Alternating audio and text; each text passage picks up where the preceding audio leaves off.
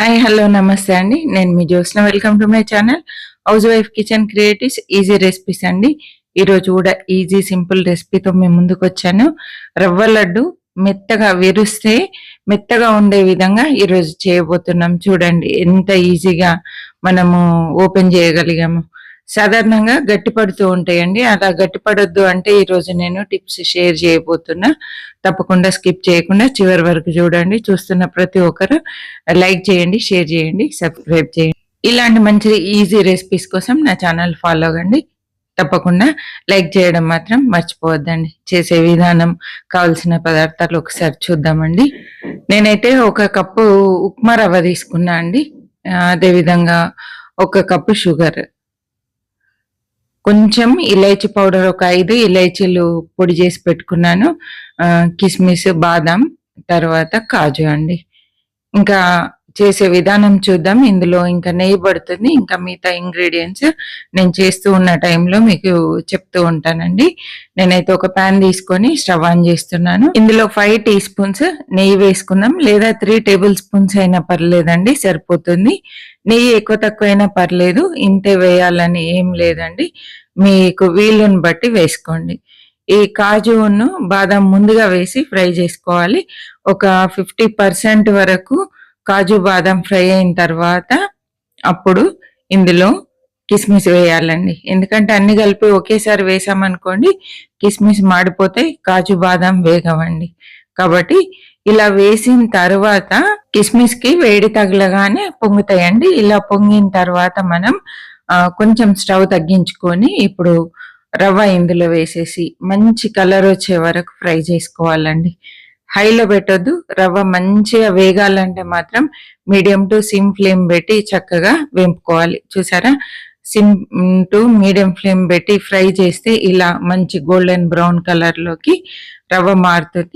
ఇలా కొంచెం కలర్ వచ్చిన తర్వాత ఇప్పుడు ఒక టేబుల్ స్పూన్ వరకు ఎండు కొబ్బరి పొడి అండి.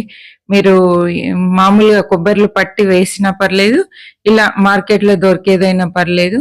ఒక పావు కప్పు వరకు వేసినా పర్లేదండి, టేబుల్ స్పూన్ వరకు వేసినా పర్లేదు, కొంచెం ఎక్కువ తక్కువ అయినా పర్లేదు. వేసేసుకొని కొంచెం సేపు ఫ్రై చేసుకోవాలండి. ముందుగా వేస్తే మాడిపోతుంది కాబట్టి కొంచెం రవ్వ వేగిన తర్వాత ఇది యాడ్ చేసుకోవాలి. చక్కగా వేగిందండి. స్టవ్ ఆఫ్ చేసి ప్లేట్లోకి తీసుకుంటున్నాను. ఇలా అంతా ప్లేట్లోకి తీసుకొని ఇదే ప్యాన్ మళ్ళీ స్టవ్ మీద పెట్టేసుకొని మనం రవ్వ ఏ కప్తో తీసుకున్నామో అదే కప్తో 3/4 కప్పు వాటర్ వేసుకోవాలండి. మరీ ఎక్కువ వాటర్ వేస్తే పాకం రావడానికి టైం పడుతుంది కాబట్టి 3/4 కప్పు వాటర్ వేసి వాటర్లో షుగర్ వేసేసి చక్కగా అంత కరిగేంత వరకు మనము కలుపుతూనే ఉండాలి. మనం కలపకుండా వదిలేస్తే కింద గడ్డ కడుతుందండి, కాబట్టి కలుపుతూనే ఉండాలి. ఇలా షుగర్ అంతా కరిగిన తర్వాత ఇలైచీ పౌడర్ వేసుకోవాలండి.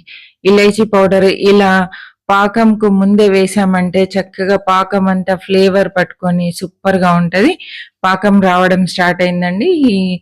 ఈ రవ్వ లడ్డూకు ఎప్పుడు కానీ లేత పాకు తీయాలి, మరీ ముదిరితే మాత్రం గట్టిగా బండలాగా అవుతాయండి. ఇలా మనము వాటర్ లో వేసి చూసినప్పుడు దగ్గర కంటే ఇలా ముద్దగా వస్తే సరిపోతుంది. మరి ఇంతకంటే ఎక్కువ పాకం వచ్చిందంటే లడ్డు అనేది గట్టిగా బండలాగా అయిపోతుంది. కాబట్టి ఇలా అయిన తర్వాత స్టవ్ ఆఫ్ చేసేసుకొని మనము వేంపి పెట్టుకున్న రవ్వ ఇందులో వేసేసి అంతా కలిపేసుకోవాలండి. చక్కగా అంతా మిక్స్ అయ్యే విధంగా కలుపుకోవాలి. రవ్వ అంతా మిక్స్ అయ్యే విధంగా అడుగు నుండి కూడా చక్కగా కలపాలి. ఎందుకంటే అడుగున మనం దింపి రవ్వ వేసిన వెంటనే గట్టి పడిపోతూ ఉంటదండి. చూసారా, పొడి పొడి అవ్వడం స్టార్ట్ అయింది. ఇప్పుడు మనం ఇందులో నేను చెప్పాను కదండి తప్పనిసరిగా కలపాల్సినవి ఉంటాయి అని చెప్పి, అదే అండి మిల్క్. కంపల్సరీ మిల్క్ వేసి చక్కగా కలపాలి. ఇదే వేడి మీద కలిపితే ఇలా మెత్తగా అయిపోతుందండి. చూసారా, కొన్ని మిల్క్ ఈ విధంగా అయ్యేంత వరకు చక్కగా ఇలా కలపాలి. కలిపేసి ప్లేట్లోకి తీసుకోవాలండి. చూసారా ఎలా ఉందో. మనం కలుపుతున్నప్పుడు కొంచెం మీకు మెత్తగా అనిపించింది, కానీ మనం ప్లేట్లో వేస్తున్నప్పుడు గట్టి పడుతూ ఉందండి. ఒక 5 minutes లో ఇలా అంత గట్టి పడిపోతుందండి. చూసారా? ఒకవేళ మీకు పల్చగా అనిపిస్తే ఒక 2 నిమిషాలు మళ్ళీ స్టవ్ మీద పెట్టుకుంటే సరిపోతది. లేదా గట్టిగా అనిపిస్తే పాల చుక్కలు చల్లుకుంటే సరిపోతదండి. పాలు మాత్రం కంపల్సరీ వేస్తేనే రవ్వ లడ్డు మెత్తగా ఉంటది. లేకపోతే మాత్రం గట్టి పడుతూ ఉంటదండి. మనం లడ్డు కట్టేటప్పుడు కూడా ఇలా పాలలో అద్దుతూ కట్టాలి. నేనైతే పైనుండి మళ్ళీ కాస్త 2 టీ స్పూన్ల నెయ్యి వేశాను. వేసి కడుతున్నానండి. చూసారా ఎంత బాగా వచ్చాయో? చూడండి లడ్డు కడుతూ ఉంటే చేయిలన్నీ ఎర్రగా అయిపోయాయి చూడండి. అంటే పూర్తిగా వేడి తగ్గిన తర్వాత కట్టొద్దు. కొంచెం గోరువెచ్చగా ఉన్నప్పుడే మనం లడ్డు కట్టాలి. చూడండి సింపుల్‌గా ఎలా ప్రిపేర్ చేసుకున్నామో. ఇదైతే తినడానికి సూపర్‌గా ఉంటది. విరిచి చూద్దాము. చూడండి ఎంత మెత్తగా ఉందో. పొడి పొడిగా, మెత్తగా చాలా సాఫ్ట్‌గా వచ్చాయండి. ఇది సాయంకాలం వరకు గాని, తెల్లవారి గాని, 1 వీక్ వరకు గాని గట్టి పడకుండా ఉంటది. లడ్డు ఇలా ప్రిపేర్ చేశారంటే.